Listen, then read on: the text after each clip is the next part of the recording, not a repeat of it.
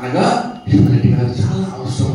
దేవుని వాక్యం, దేవుడు అత్యంత ఇష్టపడే లక్షణము హ్యూమిలిటీ, దీనత. ఈరోజు ఆ విషయం గురించి మనం మాట్లాడుటకు మనం ఉండగా ఈ యొక్క చదవబడిన లేఖన భాగ్యం కదా, లేఖన ఈ యొక్క భాగం 22వ అధ్యాయం 2వ రాజులు 15 నుండి 20 వచనాలు.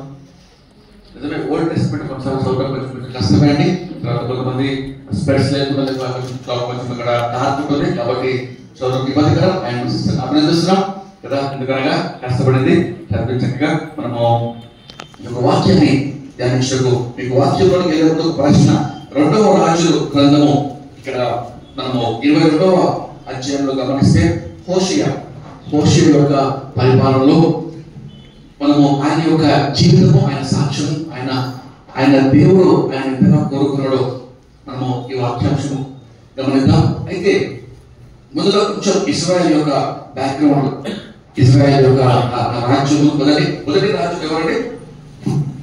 ఫస్ట్ కింగ్ ఎవరు? ఇక్కడ మంచి సౌలు కన్నా ముందు ఉన్న ప్రవక్త లాస్ట్ ఎవరు? ప్రాఫిట్. సంఘస్థులు చాలా యాక్టివ్ ఉన్నారు, అక్కడ చూస్తున్నారు మంచిది. అయితే సౌలు రాజ్యం తర్వాత దావీదు కదండి.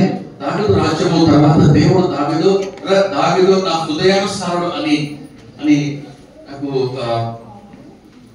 దేవుడు చెప్పిన మాట మనం గమనిస్తాం. అయితే హృదయానుసారంగా ఉన్న దావీదు యొక్క జీవితంలో దేవుడు చెప్పిన మాట, మీరు నా కట్టడలు అనుసరించి నా యొక్క ఆజ్ఞలకు లోబడి మీరు అన్యుల వలె విగ్రహారాధన చేయకుండా, లేక వారి వలె మీరు ఉన్నత స్థలంలో మీరు ధూపం వేస్తూ ఇంకా అనేకమైన అతిక్రమములు మీరు చేయకుండా నాకు యథార్థంగా జీవిస్తే మీ రాజ్యము చిరకాలము ఉంటుంది అని దావీదుతో ఆయన దేవుడితో వాగ్దానం చేశాడు. అయితే తర్వాత జరిగిన విషయం ఏంటంటే దావీదు యథార్థంగా దేవునితో ప్రవర్తించిన తర్వాత సొలొమోను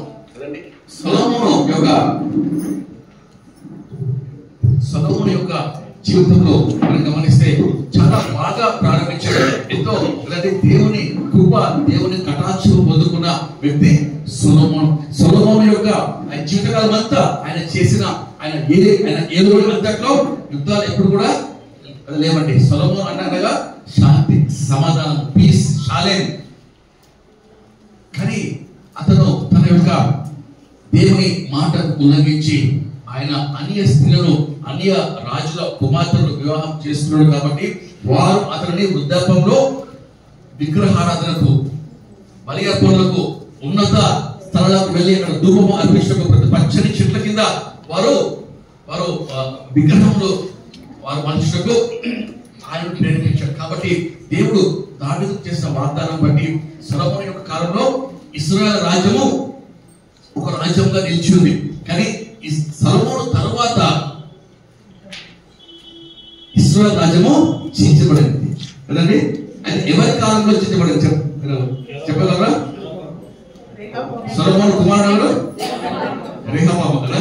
రెహబాము యొక్క కాలంలో చీల్చబడి తర్వాత అది ఎప్పుడైతే డివైడ్ అయిందో, రెహబాము సొలొమోను యొక్క కుమారుడు, తర్వాత ఆ డివైడ్ అయినప్పుడు ఇశ్రాయేలు పక్షాన మరి యూదా, ఇశ్రాయేలు దేశము, ఇశ్రాయేలు రాజ్యము, తర్వాత యూదా రాజ్యం, 2 రాజ్యాలుగా డివైడ్ అయింది.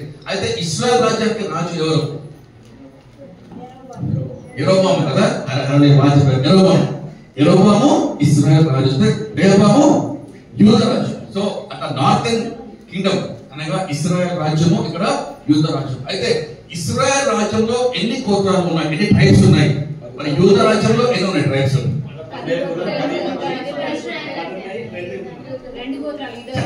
2 10 ఇశ్రాయేల్ ఉన్నాయి, 2 ఆ 2 చెప్పగలరా? వెరీ గుడ్, సండే స్కూల్ బాగా చెప్పారు. బెన్యామీను చూడ, వారితో పాటు ఇంకొంతమంది లేవీయులు కూడా వారిని కలిసి మనం ఫస్ట్ కింగ్స్ లో 12th చాప్టర్ లో మనం ఇవన్నీ చూసుకుంటాం. అయితే ఈ రీతిగా రాజ్యాలు డివైడ్ అయిన తర్వాత ఇశ్రాయేలు రాజు యెరోబాము దేవుని దృష్టికి ఎంతో కీడు, ఎంతో చెడుతనము, దేవుని ఎంతో విసర్జించి విగ్రహారాధన జరిగించాడు. కాబట్టి యెరోబాము తర్వాత దేవుడు ఇశ్రాయేలు రాజు అందరినీ కూడా ఆయన శిక్షించాడు. దేవుని ఉగ్రత, దేవుని యొక్క కోపము వారిపై వచ్చింది. అయితే యూదా రాజ్యాన్ని మాత్రము దేవుడు దావీదును బట్టి ఆయన గాడ్ స్పేర్డ్ చాలా కాలం వరకు నేను యూదా రాజ్యాన్ని నాశనం చేయను.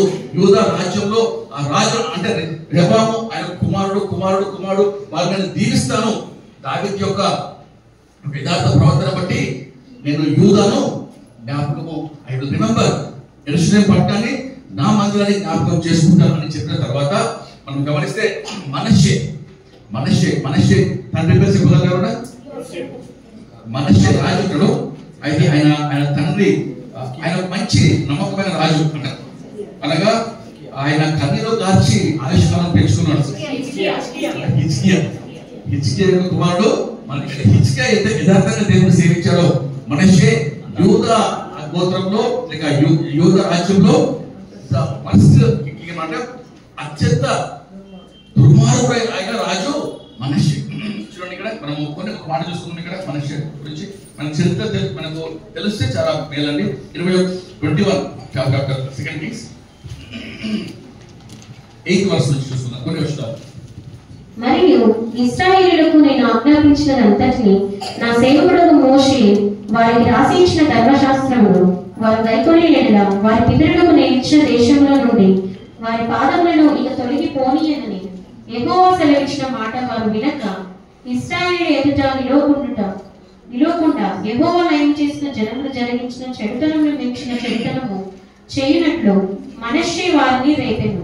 ఆమేన్. చూడండి ఇక్కడ ఇశ్రాయేలు ఎదుట నిలువకుండా యెహోవా నయము చేసిన జనములు జరిగించిన చెడుతనం ఎవరండి? యెహోవా దేవుడు ఆయన విడగొట్టాడు. కానాను దేశంలో వాగ్దాన దేశంలో నుండి ఎవరిని విడగొట్టాడు? దాదాపు 8 మంది ఉన్నారు. కానానీయులు, హిత్తీయులు, హివ్వీయులు, యెబూసీయులు ఇంకా కదా అలా 8 మెంబర్స్. ఆ రాజ్యాలు కదా అవన్నీ కూడా దేవుడికి హేమైన కార్యాలు చేస్తున్నారు కాబట్టి వారిని విడగొట్టాడు. అయితే వారు చేసే కార్యాల కన్నా ఇంకా విపరీతమైన కార్యాలు హేమైనవి ఇక్కడ మనష్షే జరిగించాడు. మనష్షే ఏ రాజు? యూదారాజు కదా. అయితే దేవుడు దావీదును జ్ఞాపకం చేసుకునే అంతవరకు దేవుడు అసలు ఆ రాజ్యంలో ఇంకా సంతతిని కొనసాగిస్తూ ఆ రాజును నిలబెడుతున్నాడు. కానీ మనష్షే చేసరికి ఏం చేసిన ఈ హేమైన కార్యం తర్వాత చూడండి మనం లాస్ట్ వర్స్ చూద్దాం. ఇక్కడ 18th వర్స్. మనష్షే తన పితరులతో కూడా నిద్రించి కొంచెం పైన 16. మరియు మనష్షే యెహోవా దృష్టికి చెడునడక నడిచి యూదా వారిని పాపంలో దింపినది కాక యెరూషలేమును ఈ కొన నుండి ఆ కొన వరకు రక్తముతో నిండినట్లు నిరపరాధుల రక్తంలో బహుగా ఒలికించెను. ఆమేన్. మనష్షే చూడండి అక్కడ విపరీతమైన చెడుతనము విగ్రహారాధన పాపముతో పాటు ఆయన నిరపరాధుల రక్తాన్ని యెరూషలేము అంతా కూడా చెందించాడు. ఈ కొన నుంచి ఆ కొన. కాబట్టి దేవుడు ఆయన తీర్మానం చేస్తున్నాడు, యెరూషలేమును నేను కాపాడతాను, కాస్తాను, లేక ఆయన రాజు నేను నిలవకుండా చేయను అన్న దేవుడు యెరూషలేము కూడా ఇక మనష్షేను బట్టి ఈ రాజ్యాన్ని సంపూర్ణంగా నా ఉపరోధం వస్తుంది, దేవుడు కోపం రగులుకుంటుంది అని దేవుడు ఆయన అక్కడ వాగ్దానము ఆయన చేసిన తర్వాత మనం గమనిస్తే మనష్షే యొక్క కుమారుడు ఆమోను అతను కూడా సేమ్ అదే పాపంలో కొనసాగాడు. అయితే ఆమోను తర్వాత 22వ అధ్యాయంలో గమనిస్తే జోసియా ఇంగ్లీష్ కదా హోషేయ చెప్పండి. హోషేయ చాలా ప్రత్యేకమైన రాజు. హోషేయ ఎందుకంత ప్రత్యేకమైన రాజు అంటే 8 సంవత్సరాలకే ఆయన రాజుగా అవుతాడు. తన తండ్రి ఆమోను ప్రజలు చంపేస్తే చిన్న వయసులో అతని రాజుగా చేస్తారు. అయితే 8 సంవత్సరాల వయసులో ఉండి 31 years ఆయన ఇశ్రాయేలు ఆయన ఇక్కడ మనం చూడండి ఫస్ట్ వర్స్.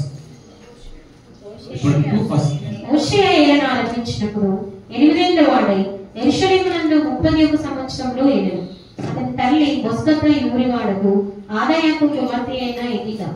అతడు యెహోవా దృష్టికి యథార్థంగా నడుచుచు కుడియడములకు తిరగక తన పితరులకు దావీదు చూపిన ప్రవర్తనకు సరిగా ప్రవర్తించెను. ఆమేన్. చూడండి కుడి అని లెఫ్ట్ అండ్ రైట్ కుడి ఆయన తిరగకుండా దావీదు వలె ప్రవర్తన సరిగా ఆయన ప్రవర్తించాడు. ఆయన చేసే కార్యములు కొన్ని మనం జ్ఞాపకం చేస్తాం. ఇప్పుడు ఆయన థీమ్ అని కాదు, బట్ ఆయన ముందుగా చేసిన పని ఏంటంటే మనష్షే తన తాత ఆయన మనష్షే తన తండ్రి కానీ తాత కానీ ఎవరు కూడా ఆయనకు మాదిరి లేరు. ఎవరో మాదిరి లేని ఆ సమయంలో ఆయన దేవుని కొరకు నిలబడడు. తన తాత అయిన మనిషి కట్టించిన ఆ యొక్క ఉన్నతమైన స్థలాలు, ఆ గోపురాలు, ఆ గుడులు, విగ్రహాలు, యెహోవా మందిరంలో ఆయన బలిపీఠం పక్కన పెట్టేసి బయలుకు బలిపీఠం కట్టించాడు. అంత దుర్మార్గమైన పని మనిషికి చేస్తే ఇతను అవన్నీ తిరిగి పడగొట్టాడు. అవన్నీ తిరిగి కొట్టేసి యెహోవా దేవుని మందిరాన్ని తిరిగి ఆయన నిర్మించాడు.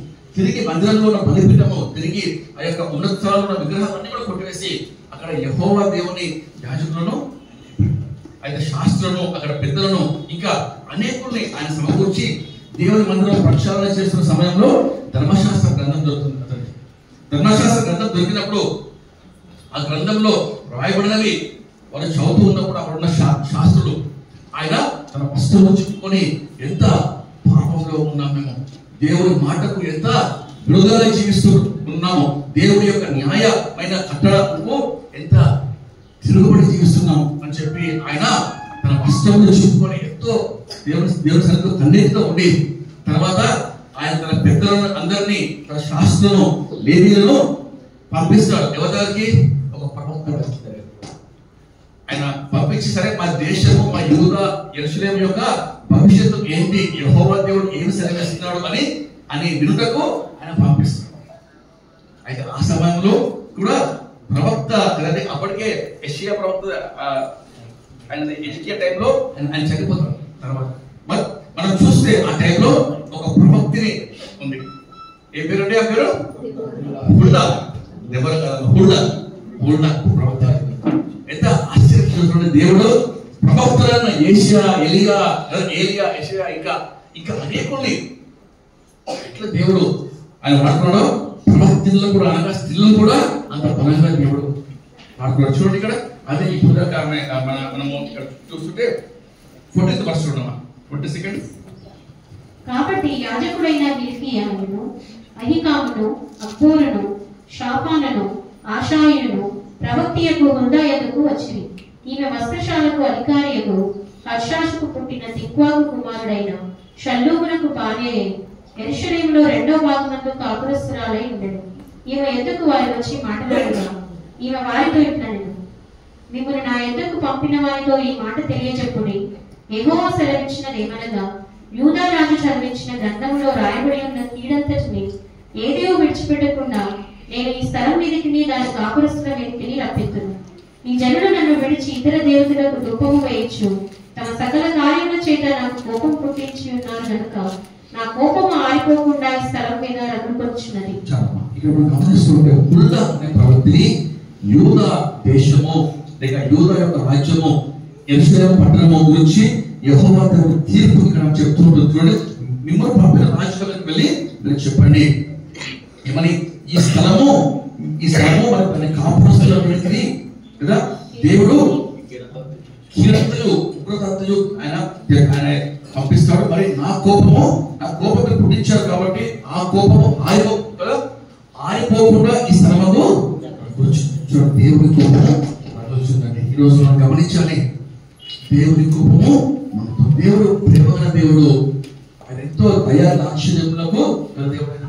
కానీ దేవునికి విరోధంగా పాపం చేసినప్పుడు, దేవుడిని పక్కన పెట్టేసి విగ్రహములను ఆరాధించినప్పుడు, దేవుని స్థానంలో బయలును, అశలను, ఇంకా అశ్వతులు, ఇంకా అనేకమైన దేవతలను, దేవులను వారు పూజిస్తున్నప్పుడు దేవునికి కోపము.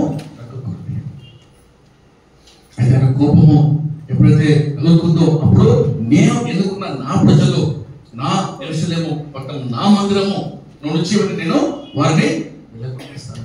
ఆ యెరూషలేము అంతా కూడా ఒక పాడు దిబ్బగా చేస్తాను. మనుషులు జీవించినంతగా నేను చేస్తానని దేవుని ఆయన కోపము. ఈరోజు మనం గమనించాలి, మన దేవుడు ప్రేమగల దేవుడు కదండి. మనము both sides of the coin చూడాలి. దేవుడు ప్రేమించే దేవుడు, ఆయన పరిశుద్ధుడు, ఆయన రోషం గల దేవుడు. కేవలం ప్రేమను మాత్రమే ప్రకటిస్తూ ఉండి చాలా మంది ఉగ్రత పాల్గొంటారు ఉంటారు. ఎందుకనగా ఆయన ఎంతగా ప్రేమించే దేవుడు అంతగా ప్రతి రోజు తన యొక్క తీర్పును దేవుడు పంపిస్తాడు. Every day God will judge. అంటే ఆయన తీర్పులు చాలా న్యాయం. ఒకవేళ ఆయన పాపానికి ఆయన తీర్పు తీర్చకుండా ఉంటే ఆయన కదా న్యాయాధిపతి కాదు కదా. పాపానికి అవిధేయతకు కీర్తించాల్సిందే. మరి ఈరోజు ఎందుకు కదండి పాపానికి వెంటనే శిక్ష రావట్లేదు, అవినీతికి దుర్మార్గతకి ఎందుకు శిక్ష రావట్లేదు అంటే మనం గమనిస్తే చూడండి, యేసుక్రీస్తుని బట్టి ఆయన కదా, ఆయన మనుషులకు దేవునికి మధ్య కదా, ఆయన మధ్యవర్తిగా నిలబడ్డాడు. ఈరోజు ఇక్కడ మనం వాక్యం గమనిస్తుంటే అయితే దేవుని కోపము రగులుకున్న సమయంలో ఓషియా రాజు ఎప్పుడైతే ఇందులో వెళ్తారో మన నెక్స్ట్ వర్స్ లో మనం గమనిస్తే ఏ రీతిగా ఈ రాజు చేసిన కార్యం బట్టి దేవుని కోపము చాలా చూద్దాం. ఏంటి వర్షం యెహోవా యొద్ద విచారణ చేయుటకై మిమ్మల్ని పంపిన యూదా రాజులకు ఈ మాట తెలియపరచుడి.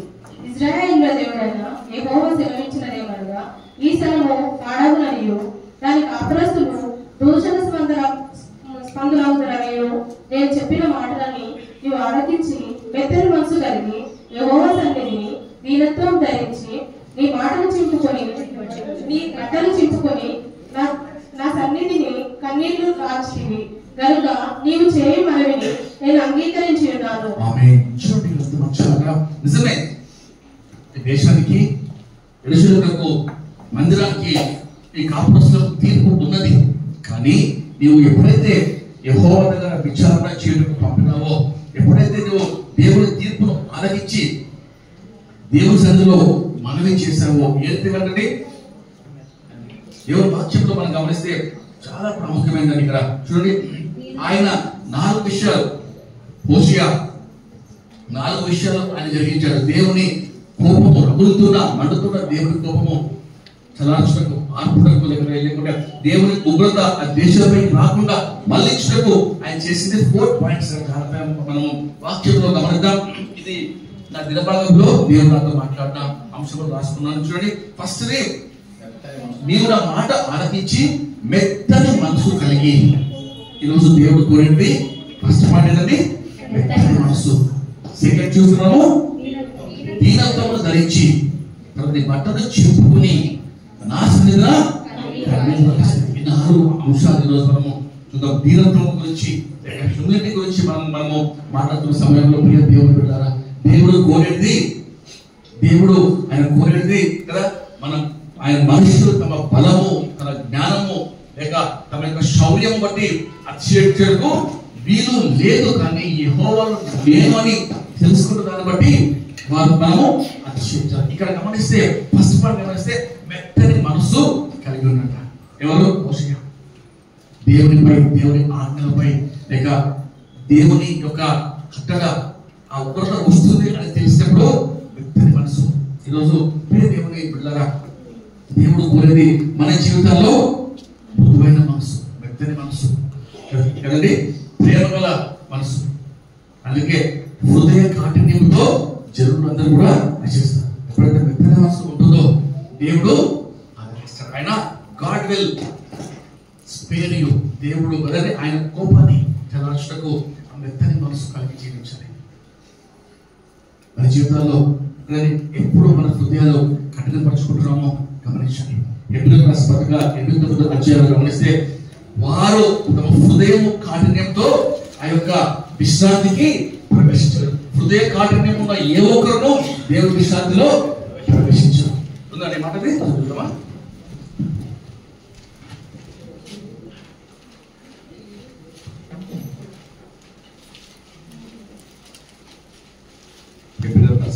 పత్రికలో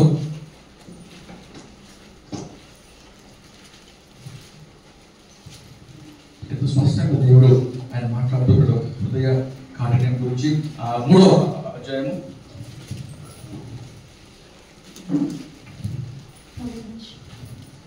ఇక్కడ అంతే కూడా మనకు హృదయ కాఠిన్యం గురించి ఇక్కడ 7th verse.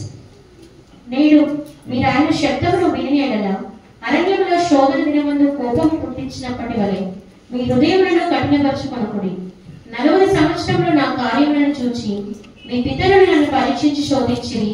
కావున నేను ఆ తరము వారి వలన విసిగి మీరెల్లప్పుడూ తమ హృదయాలోచనలో తప్పిపోచున్నారు, నా మార్గము తెలుసుకొనలేదు కనుక నేను కోపముతో ప్రమాణం చేసినట్టు వారు నా విశ్రాంతిలో ప్రవేశింపరని చెప్పింది. చూడండి, హృదయ కఠినము దేవుడు ఇష్టపడడం. దేవుడికి ఆయాసమైన ఆశయాలంటే కఠిన హృదయం. ఈరోజు చూడండి, మనం ఇంకో మాట 4th చాప్టర్ 4లో కూడా మనం అదే మాట చూస్తాం. 7th verse. ఎవరో కొందరు విశ్రాంతిలో ప్రవేశించుదురని మాట నిశ్చయం కనుకను, ముందు సువార్త వినిన వారు అవిధేయత చేత ప్రవేశింపలేదు కనుకను, నేడు మీరు ఆయన మాట వినినేలా మీ హృదయములను కఠినపరచుకొనకూడని వెనుక చెప్పబడ్డ ప్రకారము ఇంతకాలమైన తర్వాత దావీదు గ్రంథంలో నేడని ఒక దినమును నిర్ణయించుచున్నాడు. హృదయ కాఠిన్యము దేవునికి ఇష్టం లేదు. ఈరోజు మెత్తని మనసుతో మనం జీవించాలి. క్రైస్తవులుగా, విశ్వాసంగా, క్రీస్తువును ఎరిగిన వ్యక్తులుగా మెత్తని మనసు. యేసయ్య ఎప్పుడైతే లాజరు యొక్క సమాధానానికి ఆయన వెళ్ళాడో, అక్కడ మరియా, మార్తా, ఇశ్రాయేలు కన్నీరు కారుస్తున్నప్పుడు యేసు కన్నీళ్లు విడిచాడు. యేసయ్య కన్నీళ్లు కాల్చాడు. ఈరోజు ఆయన మెత్తని ఆయన యొక్క మనసు మనం గమనిస్తాం. అక్కడ ఆ యొక్క ఒక విధురాలు తన కుమారుని యొక్క డెడ్ బాడీ తీసుకొని వారు మోసుకొని వెళ్తుండగా ఆయన కనికరపడ్డాడు. పాడిని ఆపి అది ముట్టినప్పుడు ఎవరసుడు లేచాడు. కనికరంలో హృదయ కాఠిన్యము. ఈరోజు మన జీవితాల్లో కూడా మెత్తని కదా మనసు చాలా ప్రాముఖ్యమని దేవుని వాక్యం చదివిస్తుంది. ఆ మెత్తని మనసు ఎట్లా వస్తుందండి?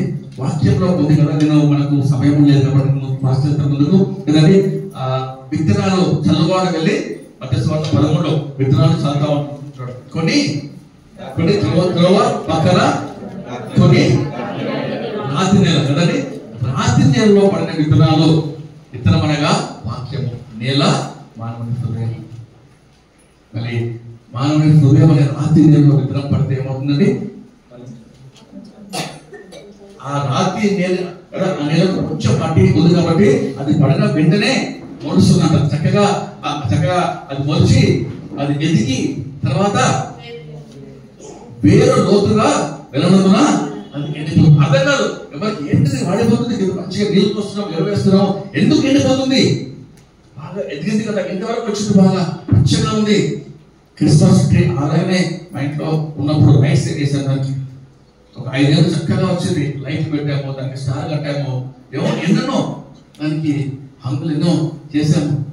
వెళ్ళగా ఎండిపోతుంది, వాడిపోతుంది. అయ్యో అయ్యో అయ్యో ఇది అయిపోతుంది. అందరూ ఆశ్చర్యము, ఇంత మంచి చెట్టు ఇట్లా అవుతుంది అని చెప్పి చాలా మంది అక్కడ దారిలో వెళ్ళే అందరూ కూడా ఆ చెట్టు దగ్గర ఉండి ఆ మ్యూజిక్ విని క్రిస్మస్ క్యారల్స్ ఆ టైంలో వెళ్ళేవారు. మనసపురంలో అది మొత్తం కంప్లీట్ మొత్తం ప్రాబ్లం అయిపోయింది. తర్వాత మొత్తం ఎండిపోయింది, రాలిపోయింది. అది తీసి అదే ప్లేస్ లో ఇంకో చెట్టు నాన్నగారు నాటారు, తండ్రి గారు.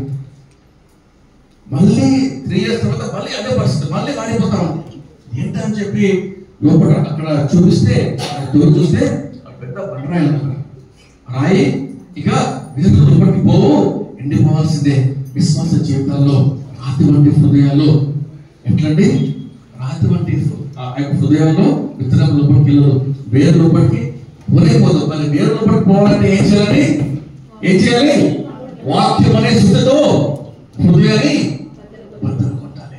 వాక్యం అనే శుద్ధతో హృదయాన్ని ఎప్పుడైతే బద్దలు కొడతామో, ఎప్పుడైతే హృదయము పలుకుతుందో అప్పుడు వేరు లోపలికి తగ్గుకొని, ఆ వేరు లోపలికి తగ్గుకొని వెళ్ళినప్పుడు ఎంత ఆనందం అండి. ఎప్పుడైతే నాటడం కింద భూమిలో ఆ వేరు పడుకుంటుందో కదా, ముందుకు వెళ్తుంటుందో బహుగా పంపిస్తాడు. ప్రియతీయబడ్డారా, దేవుడు మనతో మాట్లాడుతున్నాడు. కాబట్టి కఠిన హృదయాలు దేవునికి వాక్యం మాత్రమే, వాక్యంలో ఉన్నవాళ్ళు మాత్రమే హృదయాలు వ్యక్తంగా ఉంటాయి. ఎందుకనగా ప్రతిరోజు వాక్యం అంటే ఒక సుధేసుకొని అది మన మేలుకే, మన మేలుకొని కదా. ఈ పూర్వకంలో ఈ శిక్షాకాలం అంతా కూడా మనకు బాధగా అనిపిస్తుంది, కానీ అది మనకు మేలుకొని. ఆ వాక్యం మన హృదయాలను వ్యక్తం చేస్తూ కఠినమైన మన హృదయ వాక్యం. కాబట్టి వాక్యము నిర్లక్ష్యం చేయకూడదు. వాక్యం ఎవరైతే చదవరో, ఎవరైతే ఆచార్యాలు చదువుతారో, ఎవరైతే ఈ క్యాలెండర్ లో ఉన్న వాక్యము, లేక సెల్ ఫోన్ లో వచ్చే వాక్యము, లేక ప్రతిరోజు వాగ్దానాలు అవి మాత్రమే చదువుతుంటే హృదయం ఆ రీతిలోనే కఠినంగా వాక్యం తీసుకొని కూర్చోవాలి. వాక్యంతో సమయం మనం గడపాలి. దేవుడు నీతో మాట్లాడే వరకు, నీ హృదయంలోనికి వాక్యము మన తలలో నుంచి హృదయంలోనికి వాక్యం దిగేంత వరకు, హృదయంలో దిగినప్పుడు దేవా వాక్యాలు, వాగ్దానాలు, షేర్లు, వాట్సాప్లు, స్టేటస్ పెడతా ఉంటాం. ఎందుకంటే నాకు వాక్య భాగాన్ని బాగుందని తనలో తెలుసుకోవాలి, లేకుంటే ఇతరులపై కోరుకుంటే దేవుని యొక్క తీర్పులు పెడతా ఉంటారు. కానీ ఆ స్టేటస్ చూస్తా ఉంటే అర్థమైపోతుంది పరిస్థితి ఎలా ఉందో, హార్ట్ అండ్ మైండ్ పరిస్థితి స్టేటస్ బట్టి ఈరోజు దేవుని వాక్యము మన జీవితాలు మార్చాలి. కాబట్టి లోతుగా వెళ్ళాలి వాక్యంతో కదండి. మనం కూర్చోవాలి. The best time you can have is with the word of God. ఇప్పుడు హృదయంలోనికి వెళ్ళి ఆ వాక్యము లోపలికి వెళ్తేనే మన మనసు మారుతుంది, మన మాట కూడా మారిపోతుంది. మాట తీరు అనిపోతుంది. ప్రేమ, సంతోషం, సమాధానం లోపల నుంచి బయటికి వస్తా ఉంటాయి. జీవ జల ఊట ధారలు నా యొక్క విశ్వాసం నుంచి, వారి హృదయంలో నుంచి, కడుపులో నుంచి మారుతా ఉంటాయి. ఎప్పుడంటే పైన కాదు, కానీ లోపల.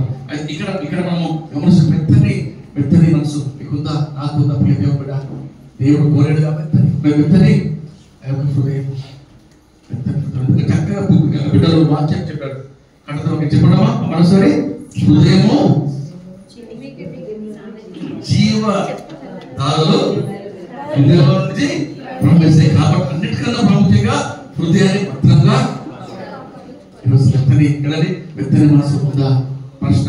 ఇక్కడ హోషేయ ఆ మెత్తని మనసు కలిగి ఉన్నాడు కాబట్టి దేవుడు ఆ వ్యక్తిని కోరుతున్నాడు. దేవుడు ఆ వ్యక్తి హృదయాన్ని పట్టుకున్నాడు. దేవుని హృదయమే కలిసి చేసింది ఆయన యొక్క మెత్తని మనసు. రెండవ పాయింట్ మనం చూస్తే ఇదండి దీనత్వం కలిగి. ఫస్ట్ మెత్తని మనసు, రెండవది ఎంత అవసరం అండి. 51:17 కీర్తన గమనిస్తే దీన్ని కలిగిన హృదయమును దేవుడు అలక్ష్యము తిరిగిన మనసే ఆయనకు ఇష్టమైన. ఈరోజు దీనత్వం ఉందా? నేను సాత్వికులను దీన మనసు గలవాడు కాబట్టి మీరు నన్ను వెంబడించండి, నా కాడి సులువు, నా భారము దీన మనసు. ఈరోజు దీన మనసు అనే అలంకరణ అని చెప్పి పేతురు అంటాడు కదండి. ఫస్ట్ పీటర్ 5:5-6 మాట ఉంటుంది అక్కడ. దీన మనసు. చిన్నలారా మీరు పెద్దలకు లోబడి మీరందరూ యజమానులుగా దీన మనసు అనే వస్త్రం ధరించుకొని మిమ్మల్ని అలంకరించుకోండి. దేవుడు అహంకారాన్ని ఎదిరించి దీనులకు కృప అనుగ్రహించును. ఆమేన్. దీన మనసును వస్త్రము ధరించుకొని మిమ్మల్ని అలంకరించుకోండి. ఏదంటే అలంకరణ ఈరోజు ఏదైతే అలంకరణ? నేను మేము అక్కడ వెళ్ళాను, లిటిల్ ల్యాండ్ చర్చ్కి వెళ్ళినప్పుడు మాకు తెలిసిన మంచి యవనస్తులు వారు జుట్లు పెంచుకొని కడియాలు వేసుకొని దండలు వేసుకుంటారు. మంచి వాక్యం చెప్తారు, మంచి స్వార్థగా ఉన్నారు. ఈ దండలు వేసుకొని కడియాలు పెట్టుకొని ఏమొచ్చినారా నీకు? అలంకారం మారిపోయింది. దేవుని బిడ్డలారా అలంకారాలు మారిపోయినాయి కదండి. సహోదరులు, స్త్రీలు కూడా అలంకరణ, వస్త్రధారణ, ఏ అలంకారంతో మనం దేవుని మహిమ ఎవరో చూడాలని చెప్పి ఎవరినో నీ దేవుని సన్నిధిలో దేవుడికి ఇస్తులుగా దేవుని మహిమపరిచే అలంకారం మనకుందా? ఇక్కడ దీన మనసులే అలంకారము ధరించుకోండి. యేసయ్య అలంకారంతో దీన మనసు కదండి. ఆయన సాత్వికులను దీన మనసు, ఆయన అలంకారమే దీన మనసు. ఈరోజు దీన మనసు మనకు తగ్గింపు మనసు, దీన మనసు చాలా దేవుడు కోరుకునే లక్షణం. ఇక్కడ దీన మనసు కలిగి ఉందట హోషేయ. అందుకే దేవుడు ఆయన కనికరించాడు, ఆ వృద్ధను ఆపేశాడు. ఇక్కడ వాక్యంలో మనం ఇంకో మాట చూసాం కదా, దేవుడు అహంకారాలను ఎదిరించడం, దీనులను దీనులకు తన కృప చూపించడం. అహంకారాలను దేవుడు ఎదిరిస్తాడట అనే వాక్యం ఈరోజు మన జీవితంలో గమనించాలి, మనం పరీక్షించుకోవాలి. ఏదైనా అహంకారం ఉందా?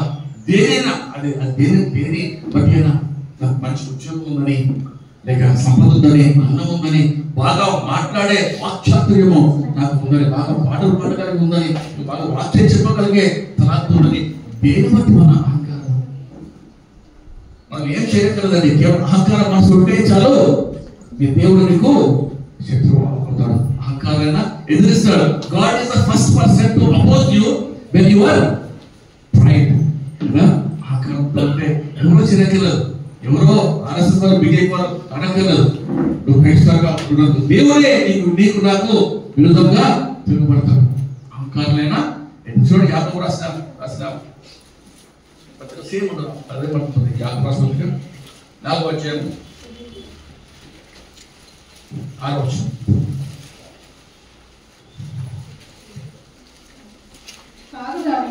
ఆయన ఎక్కువ కృపనిచ్చును, అందుచేత దేవుడు అహంకారులను ఎదిరించి దీనులకు కృప అనుగ్రహించును అని లేఖనం చెప్పుచున్నది. చూడండి, దేవుడు అహంకారం ఎదిరించి దీనులకు తరుపునిచ్చు. ఈరోజు దేవుడి కృప కావాలంటే దీనత్వం కావాలి. దేవుడు కోరేది దీనత్వం. దేవుని సంగమా 2వ లక్షణం మోషేది దీనత్వం కదా.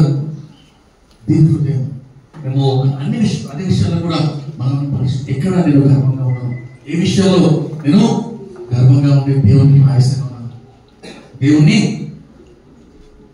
అయిష్టంగా ఉన్నాను. కానీ వినయము గర్వానికి విజయము, వినయానికి ముందు విజయం నడుస్తున్నట్ట, నాశనానికి ముందు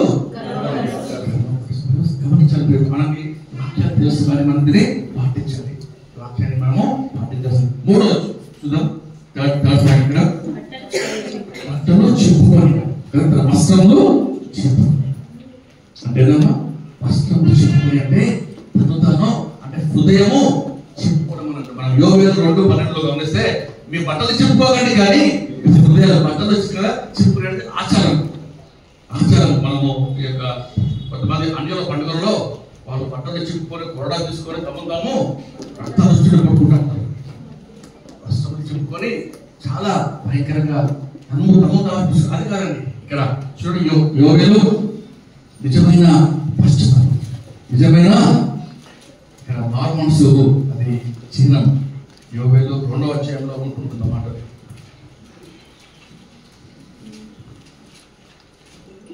త్వరగా వాక్యాన్ని సాయం చేయండి.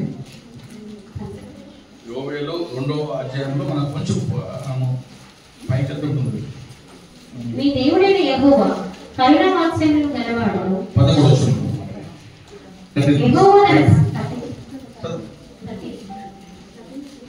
శాంతమూర్తియు అత్యంత కృప గలవాడునై ఉండి తాను చేయనుద్దేశించిన కీడును చేయక పశ్చాత్తాపపడును గనుక మీ వస్త్రములను కాక మీ హృదయములను చెప్పుకొని ఆయన తట్టు తిరుగుడి. ఒకవేళ ఆయన మనసు త్రిప్పుకొని పశ్చాత్తాపడి మీ దేవుడైన యెహోవాకు తగిన నైవేద్యములు పానార్పణములు మీకు దీవెనగా అనుగ్రహించును. ఆమేన్. చూడండి, మంచి మాట. తాను చేయ ఉద్దేశించు కీడును చేయక పశ్చాత్తాపడును కనుక మీ హృదయంలో మీ వస్త్రములు కాదు కానీ మీ హృదయములను చెప్పుకోండి, ఆయన తట్టు తిరుగుడి. ఒకవేళ ఆయన మనసు త్రిప్పుకొని పశ్చాత్తాపం అంటే దేవుడు ఆయన మానవుడు కాదు. మనము ఒరిజినల్ కాన్సెప్ట్ లో గమనిస్తే మనం పశ్చాత్తాపడతాం, మనం మనసు పొందాలి లేదా మనము రిపీట్ కావాలి. కానీ దేవుడు పశ్చాత్తాపడడు. కానీ మనం వాక్యంలో సరిగ్గా ట్రాన్సాక్షన్ గమనిస్తే ఆయన తన ప్రజల కనికరపడి కదా వారి యొక్క మార్పును చూసి దేవుడు వేదిస్తాడు. ఎందుకంటే ఆయన హృదయము దేవుడు. కాబట్టి ఇక్కడ మనం వాక్యంలో గమనిస్తే పశ్చాత్తాపం. ఈరోజు దేవుని సంగమా పశ్చాత్తాపం మనసు వరకు ఉందా అనగా హృదయం చెప్పుకునే మనసు ఉందా? అది ఎప్పుడు వస్తుంది అంటే దేవుడి సన్నిధిలో పరిశుద్ధాత్మ దేవుడు కార్యము నిర్వహించినప్పుడు కదా. కేవలం నేను పశ్చాత్తాపం పడుతున్నాను అని చెప్పి ఇక్కడికి వచ్చి కదా వాళ్ళు బల్ల టైంలో కొంతమంది చాలా అంటే అప్పటికప్పుడే రెడీమేడ్ పశ్చాత్తాపం వస్తుంటుంది. రెడీమేడ్ గా అప్పుడే బల్ల కోసం అని చెప్పి కన్నీరు కార్చి దేవాలయం ప్రార్థించి మళ్ళీ ఈ గుడి గేటు దాటంగానే తిరిగి పాత ఆ యొక్క స్వభావం జీవితం వస్తుంది. కానీ దేవుడు చెప్పమాట పశ్చాత్తాపం, నిజమైన పశ్చాత్తాపం. దేవుడు కోరేది ఎప్పుడైతే అటువంటి పశ్చాత్తాపం ఉంటుందో, అటువంటి రిపెంటెన్స్ ఉంటుందో ఖచ్చితంగా దేవుడు తన కార్యాన్ని నిర్వహిస్తాడు. మనము అహాబు ఎవరండి? అహాబు ఇశ్రాయేలు రాజు. ఆయన కూడా మహా దుష్టుడు, ఆయన చాలా చాలా మూర్ఖుడు. అహాబు అనగానే మీకు ఎవరు గుర్తొస్తామా? చెప్పారు ఓకే కదా. యజబేలు చాలా భయంకరమైన ఆ యొక్క స్త్రీ. ఎవరి కుమార్తె చెప్పగలరా? ఏ రాజు కుమార్తె? సీదోను కదా. అన్యులు విగ్రహాలు బయలుకు 430 మంది ప్రవక్తలను ఆమె పోషించింది. వారి యెహోవా దేవుని ప్రవక్తలందరినీ చంపడం ఆమె కారణం. అహాబు రాజు, అటువంటి దుర్మార్గమైన రాజు అహాబు, ఆమె మాట విని అంటే ఏంటిగా అంటే అహాబు రాజు దేవుని చిత్తము తెలిసి కూడా అన్య దేవతలకు ఆయన ధూపం ఎక్కిస్తూ ఎంతో దుర్మార్గంగా జీవించిన రాజు. కానీ అటువంటి రాజు ఆయన కూడా ఎప్పుడైతే తగ్గించుకుంటాడో, వినయంతో ఉంటాడో, దేవుని స్వరము విని పశ్చాత్తాపము మారవలసి ఉంటుందో, దేవుడు వెంటనే ఆ వచ్చే ఉగ్రతను ఆపేస్తాడు. చూడండి, ఫస్ట్ కింగ్స్ మొదటి రాజులు 21:29.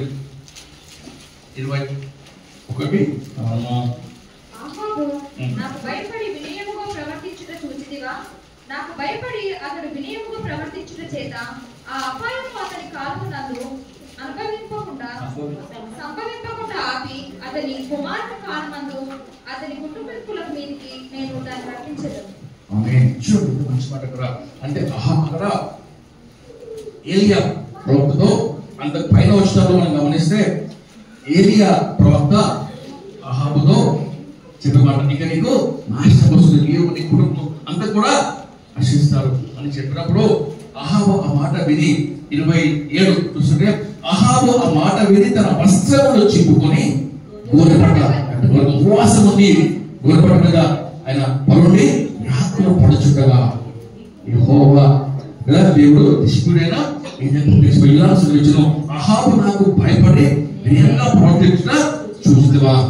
నాకు భయపడి అతని వినయము ప్రవర్తించిన చేత ఈ అపాయము. చూడండి, ఈరోజు దేవునికి భయపడి గోనెపట్ట ధరించుకొని అనగా వినయముతో, విధేయతతో, తగ్గింపుతో, హస్తములు చింపుకొని అనగా పశ్చాత్తాపంతో ఎప్పుడైతే మనం దేవుని సన్నిధిన ఎదుర్కొంటామో, మోకరిస్తామో, సాగలుగుతామో, వెంటనే God's anger will be blood, దేవుని ఉగ్రత మనకు. అహాబు వంటి వాడు ఇంకొకటి నేడు వచ్చి అని చెప్పి అక్కడ మనం ముందే చూస్తాము. 21, 25 చదువుతారన్నా. 25 యెజబెలు ప్రేరేపణ చేత యెహోవా దృష్టికి కీడు చేయక తాను అమ్ముకున్న అహాబు వంటి వాడు ఎవడనూ లేడు. చూడండి, తన భార్య అయిన యెజబెలు ప్రేరేపణ చేత యెహోవా దృష్టికి కీడు చేయగా తన్ను తాను అమ్ముకున్న అహాబు అటువంటి రాజు కూడా చూడండి వినయముతో, పశ్చాత్తాపంతో వస్త్రములు చింపుకొని ప్రార్థన చేసినప్పుడు దేవుడు ప్రార్థన ఆలకించి వెంటనే ఏలియాను పంపిస్తాడు. ఈ కాలంలో నువ్వు ఎగురుతను చూడవచ్చు. ఇంకొక రాజు కూడా అతిగా వస్త్రములు చింపుకొని గోనెపట్టతో ఆయన పశ్చాత్తాపడినప్పుడు దేవుడు ఆ దేశంపైకి వచ్చిన ఉగ్రతను ఆపేస్తాడు. ఏ దేశం అది? ఏ రాజు? ప్రవక్తల గ్రంథంలోనే ఉంటుందన్నమాట. ఎలా చెప్పారు? కదా, నినివే పట్టణం. ఆ రాజు సైతం గోనెపట్టండి. రాజు, జనులు, తర్వాత ఇంకా జంతువులు కూడా, పశువులు కూడా ఉపవాసం ఉంటారట. దేవుడు వెంటనే ఉగ్రతను ఆపేస్తాడు. దేవుడు ద్వారా దేవుని మనసు మనం ఎరగాలి, దేవుని హృదయం ఎరగాలి. ఎందుకంటే పశ్చాత్తాపము దేవుడు కోరుకునేది మెత్తని మనసు, దీనత్వము, తర్వాత అనగా తమ హృదయంలో చిక్కుకున్నప్పుడు, నిజమైన పశ్చాత్తాపం ఉన్నప్పుడు దేవుడు వెంటనే కనికరిస్తాడు. ఇక్కడ రాజు జీవితంలో భాగం దేవుడు ఆయన జరిగించాడు. 4th పాయింట్ చూస్తే యెహోవా సన్నిధిలో చాలా అవసరమైనది. యెహోవా సన్నిధిలో కన్నీరు విడిచి. చిన్న బిడ్డలారా, చాలా మంది బిడ్డలు ఏడుస్తూ ఉంటారు కదా. దేనికోసమా ఏడ్చింది? చాక్లెట్స్ కావాలి, లేకుంటే ఇంకా అది కావాలి, పాలు కావాలి, అది కావాలి. పిల్లలు భారం చేసి ఏడుస్తాం. వారి ఏడుపు చూడలేక అయ్యో అని చెప్పి వారి కొనిస్తూ ఉంటాం, ఎక్కడ వాళ్ళని సాధ్యం చేసుకుంటాం, ఏదో ఒకటి వాళ్ళు చేస్తూ ఉంటాం. దేవుడు కానీ ఏదో ఒక తల్లిదండ్రుల కన్నా దేవుడు కఠినస్తుడా కానీ ఆయన సన్నిధిలో దేని గురించి ఇక్కడ మనం వాక్యంలో గమనిస్తే ఆ యెరూషలేము పట్టణము ఆ దేశంపైకి వచ్చే ఉగ్రత నుంచి తప్పించుటకు కన్నీరు కార్చాడు. యెహోవా సన్నిధిలో కన్నీరు కార్చినప్పుడు వెంటనే దేవుడు ఆలకించి 4వ ప్రముఖమైన అంశము కన్నీరు కార్చుట. ఈరోజు ఒక ప్రశ్న విశ్వాసులకు, దేవుని సన్నిధిలో కన్నీరు కారుస్తున్నామా? దేవుని సన్నిధిలో కన్నీరు కారుస్తే ఏ విషయాల గురించి ఫస్ట్ పాయింట్ కన్నీరు అసలు కారుస్తున్నామా? ఫస్ట్ పాయింట్ ఎంతకాలం కదండి దేవుడు కోరేది కన్నీటితో ప్రార్థించారు. ఆయన రాజు కదా, రాజు అనగా ఉన్నతమైన ఆ స్టేటస్ లో ఉన్న వ్యక్తి, కానీ తగ్గించుకొని కన్నీరు కార్చినప్పుడు దేవుడు ఆలకించాడు. హిజ్కియా నీవు కన్నీళ్ళు ఇంటిగా చూచితివి, నీ ప్రార్థన ఆలకించడు, నిన్ను స్వస్థపరిచాడు. కన్నీళ్ళు కార్చుట ఇక్కడ పురుషులుగా చాలా మంది అయ్యో మేము ఏడుస్తే బలహీనలు అనుకుంటారేమో, లేక ఏడుస్తే వీక్ అనుకుంటారేమో, లేక మా యొక్క ఆర్థికత ప్రాధాన్యత పోతుందేమో. కాదు, వాక్యం చదివించే స్పష్టమైన మాట అపోస్తలుడైన పౌలు కదండి. ఎఫెసీ సంఘంలో ఒక పురోగతి ఆయన ప్రతి సందర్భంలో బహుగా కన్నీటితో నేను మీదకు వచ్చాను. కన్నీటితో వీడ్కోలు ఆయన ఒక ప్రాంతం నుంచి ఇంకో ప్రాంతానికి వెళ్ళినప్పుడు ఆ సంఘమంతా ఆయన వాళ్ళకి వచ్చినప్పుడు ఆ సముద్ర తీరంలో మోకరించి బహుగా కన్నీళ్ళతో వారిని వీడుకొని చేస్తారు. సో కన్నీటి ఆ యొక్క ప్రార్థన చాలా పౌరు ప్రార్థన. దావీదు దేవుడు హృదయానుసారం చెప్పిన సాక్షి పెట్టండి, దేవా ఎదుట నా కన్నీళ్ళ గుడ్డి ఉందయ్యా, నా పరుపు నా కన్నీళ్ళతో ఏమైనా తేలిపోతుందంట. అంటే ఎంతగా కన్నీరు కరచడం. దేవుడు పెట్టారా యెహోవా సన్నిధిలో కన్నీరు కదా కాస్తున్నాము నేర్చుకోవాలి.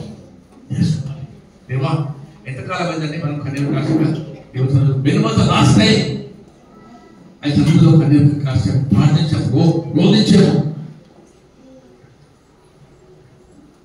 కదా. కన్నీటి ప్రార్థన చాలా అవసరం, పురుషులకు కూడా చాలా అవసరం, స్త్రీలకు కూడా అత్యంత అవసరం కన్నీటి ప్రార్థన. దేని కొరకు? రక్షణ కొరకు. తర్వాత మన దేశం, మన బిడ్డలు, మన కుటుంబాలు కదా దేవుని ఉగ్రతకు రాకుండా కన్నీటితో ప్రార్థించాలి. ఈరోజు దేవుడు మనతో మాట్లాడుతున్నాడు కాబట్టి కన్నీరు కాసినప్పుడు నా 4th పాయింట్ కన్నీటితో. ఈరోజు ఆ ప్రార్థన వల్ల దేవుడు కన్నీటి అంటే దుఃఖపరిచిన ప్రార్థన దేవుడు మనకి ఇస్తాడు. ఈరోజు దేవుడు మనతో చెప్పే గొప్ప శ్రేష్టమైన 4 విషయాలు. ఫస్ట్ది ఎందుకు అంటే మనం కింద విషయాలు గమనిస్తే నీవు ఇంటిగా మనవి చేసావు కాబట్టి నేను చూడండి ఆశపడుతున్నాం 22వ 22nd verse. నీవు నెమ్మది నొందిన వాడవై సమాధి చేర్చబడదుము. నేను ఈ స్థలము మీదికి రప్పింపబోవు కీడును నీవు నీ కన్నులతో చూడనే చూడవు. ఇదే యెహోవా వాక్కు. చూడండి, నీవు నీ కన్నులతో చూడనే చూడవు. దేవుడు నీ మనవి ఆలకించిన ఈరోజు ఈ 4 విషయాలు దేవుడు జాగ్రత్తగా జ్ఞాపకం చేసుకోవాలి. మెత్తని మనసు కావాలి, దీర్ఘం కావాలి, తర్వాత వస్త్రం చెప్పాలి, పశ్చాత్తాపం కావాలి. 4వది కన్నీరు కార్చుకోవాలి యెహోవా సన్నిధిలో. మనుషుల కాదండి, మనుషులకి మనం వెళ్ళి ఎంత కన్నీరు కార్చినా ఎన్ని చెప్పుకున్నా అదే నష్టమే, చురుకునే అయిపోతాం. తర్వాత మనుషులు ఏం చేయరు, ఏ శరీరం మనకు ఏం చేయరు. ఏదో మన ముందు వారు కదా వారు కూడా అయ్యో అయ్యో అయ్యో అంటారు మనకు, కానీ వెనుక సరిగ్గా ఇట్లాగే కావాల్సిందే చెప్పలేదు. కానీ మనుషులు కాదు, అందుకే శరీరమును ఆస్పదము శరీరము ఆశ్రయంగా చేసుకోవాలి. కానీ దేవుని దగ్గర దేవుని సన్నిధిలో కన్నీటితో ప్రార్థించారు. అన్న కన్నీటితో ప్రార్థించారు. ఈరోజు ఆ ప్రార్థన అనుభవం దేవుడు కోరుతున్నాడు. ఈరోజు రక్షణ పొందిన వారు ఇటువంటి ప్రార్థన జీవితంతో ఉండాలి. ఎందుకంటే వాక్యంలో స్పష్టంగా చెప్పే మాట ఏంటంటే ఈ యొక్క భూమి ఆకాశము నేడు మనకు కనపడే ఈ సర్వ భూమి కదా ఆకాశంలో దేని కొరకు భద్రం చేయబడినాయి? దేని కొరకు అండి? ఈ భూమి ఆకాశంలో దేని కొరకు దేవుడు ఆయన why God has preserved them. ఈ భూమి ఆకాశం మనకు కనపడే భూమి అగ్ని కొరకు వాక్యంలో 1 పీటర్ చూడండి, 1 పేతురు 2 పేతురు 3 3:7 ఒకసారి మాట చూసుకుని వాక్యంలో ముగిస్తున్నాం. 2 పేతురు 3:7. అయితే ఇప్పుడున్న ఆకాశమును భూమియు భక్తిహీనులను తీర్పును నాశనమును జరుగు దినము వరకు అగ్ని కొరకు నిల్వ చేయబడినవై అదే వాక్యము వలన భద్రము చేయబడి ఉన్నది. చూడండి, అగ్ని కొరకు అంట. దేని కొరకు? మన కనబడే ఈ భూమి, ఈ ఆకాశము అగ్ని కొరకు, దేవుని ఉగ్రత కొరకు, దేవుని నాశనం కొరకు, దేవుని శాపం కొరకు, దేవుడు యొక్క భక్తులందరినీ ఈ భూమిని తన కుమారునే ఆయన బలిగా అర్పించిన దేవుడు. ఆయన కుమారు యొక్క విశ్వాసం ఉంచిన వారందరూ కూడా వాక్యం చెప్పే స్పష్టమైన ఆ యొక్క మాట, ఆ అగ్ని కదండి, అగ్నితో మహావేంద్రముతో పంచభూతములన్నీ కూడా ఆయన. కానీ మనకు ఒక గొప్ప నిరీక్షణ ఉంది. రక్షణ పొందిన మనం అందరం కూడా గొప్ప మనకు నిరీక్షణ ఉంది. ఏది? మనము ఈ భూమి కాదు, కొత్త భూమి, కొత్త ఆకాశం, కొత్త భూమిలో మనం ఉంటాం. ఎవరమ్మా? రక్షణ పొంది ఆయన రాకడను ఆపేక్షిస్తూ ప్రతిరోజు మన జీవితంలో పరిశుద్ధంగా మనము ఉంటూ జీవిస్తూ దీనత్వం కలిగి అనగా హ్యూమిలిటీతో జీవించడం మనందరికీ నూతన ఆకాశము, నూతన భూమి. రక్షణ పొందకుండా ఉంటే దేవుడు పెట్టారా? ఇంకా బాప్తిసం కూడా యేసయ్యకు వ్యక్తిగత అనుభవం లేకుండా ఉంటే చూడండి, ఈ భూమి ఆకాశంలో అగ్నికి ఏంటిగా భద్రము దేవుడు చేశాడో మన జీవితాలు కూడా ఈ లోకంలోనే ఇష్టపడతాయి. మనకి రక్షణ పొందకుండా ఉన్న నా కుటుంబం కానీ, నా బంధువర్గం కానీ, నా కుమారుడు కానీ, రక్షణ పొందుతున్న తల్లిదండ్రులు కానీ ఇంకా రక్షణ పొందకుండా ఉంటే వాళ్ళతో చెప్పండి, మీకు కనబడే భూమి ఆకాశంలో అగ్ని చేత ఆయనైపోతాయి. కాబట్టి రక్షణ పొందండి, ఉగ్రతను తప్పించుకోండి, దేవుని స్వరము ఆలకించండి. ఇదే మిక్కిలి అనుకూలమైన సమయం. నేడే రక్షణ దినము. ఈ స్వరం మీరు వింటే మీ హృదయము హృదయం కానీ దేవుని స్వరము ఆలకిస్తాం కదండి. మనం ఈరోజు దేవుడు ఎటువంటి పరిస్థితి అయినా కేవలము అంతంలో వచ్చి ఉగ్రత కాదండి. ఈరోజు కుటుంబాల సమస్యలు కూడా, అనారోగ్య పరిస్థితులు కూడా, లేక కుటుంబ సమస్యలు ఉన్నారా, లేక దేవుడు దూరంగా ఉన్నారా, పాపము జయించలేక పోతున్నారా, దేవుడు వాక్యం చెప్పే మాట హోషేయ చేసిన ఈ 4 విషయాలు దేవుని సన్నిధిలో ఒక తీర్మానం చేసుకుందాం. ప్రభువా, ఎల్లప్పుడూ ప్రభువా నీ సన్నిధిలో మెత్తని హృదయంతో, దీనత్వముతో, వస్త్రములు చెప్పుకొని, అనగా పరిశ్రమంతో, కన్నీరుతో మరి నీ యొక్క ఉగ్రత రానియకుండా, నీ యొక్క తీర్పు రానియకుండా ప్రభువా నన్ను భద్రపరుచుకోగా కాపాడుతుంది. దేవుని వేడుకుందాం. యేసయ్య మాదిరి ఆయన దీనుడుగా, సాత్వికుడుగా ఆయన తను తాను తగ్గించుకొని శిలువ మరణం పొందినట్టుగా తను తాను శిలువలో బలియాడు. ఈరోజు మనం యేసయ్య వలె మన దినదినము రూపాంతరము చేయవలసిందే. ఈ వాక్యం దేవుడు దీవించుగాక. అటువంటి ప్రార్థన జీవితము, హోషేయ వంటి ప్రార్థన జీవితం, యేసయ్య పూర్వకంలో జీవించే జీవితం వంటి ప్రార్థన దేవుడు దయచేయాలని తీర్మానం చేసుకున్నాం.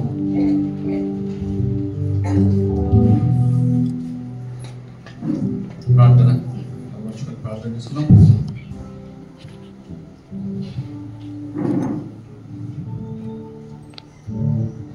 మహాపరిశుద్ధమైన మా ప్రేమ దేవా, మీకు ఎంతో స్తోత్రం, మహిమ చెల్లిస్తామయ్యా. ప్రభువానికి ఎంతో వందనాలు చెల్లిస్తాం తండ్రి. విశ్వవేలు జీవితంలో ప్రభా మీరు చేసిన కార్యం తండ్రి, ఏ రీతిగా ప్రభా హోషేయ రాజు ప్రభా మీకు అంగీకారమైన, మీకు అనుకూలమైన ప్రభా మీకు తండ్రి అయ్యా ప్రభా ఇష్టడుగా తండ్రి జీవించారు తండ్రి. వాక్యంలో సెలవిస్తారు, ఇటువంటి రాజు తనకు ముందు కానీ ఆ తర్వాత కానీ ఎవడనూ లేడు అని ప్రభా సాక్ష్యము ఇచ్చారయ్యా తండ్రి. ఒక సాక్ష్యం తండ్రి కూర్చుండగా తండ్రి, ఏ విషయంలో తండ్రి మేము ప్రభా అతిశయిస్తున్నాం తండ్రి, మీకు ఆయాస్కరంగా జీవిస్తున్నాం, హృదయ కాఠిన్యంతో ఉన్నాము తండ్రి, గర్వంగా ఉన్నాము తండ్రి. ఏ పరిస్థితుల్లో తండ్రి మిమ్మల్ని నొప్పిస్తున్నామో తండ్రి, మనం క్షమించండి దేవా. పరిశుద్ధపరచుడయ్యా, కరుణించండి తండ్రి. నీకు యోగ్యమైన జీవితం జీవిస్తున్నాయా. నేను ఆకలిలో ప్రభావ ఎప్పుడు ఏ దినం, ఏ రాత్రి, ఏ జామున ప్రభావ నాకు తెలియదు కాబట్టి తండ్రి, ఎంతో పాటు ప్రతిరోజు మమ్మల్ని మేము తండ్రి సిద్ధపరుచు భద్రపరచుకుంటూ కృప దయచేయమని, ఇంకా రక్షణ పొందని వారిని ప్రభా నీ వాక్యం చేత బాధ్యత కలిగి వారిని తండ్రి సంధించటకు కృప దయచేయమని, వాక్యానికి ఆత్మీయ నేను ప్రభా నిర్వహణ చేయమని యేసుక్రీస్తు నామములో వేడుకొంచు ప్రార్థిస్తున్నాం తండ్రి.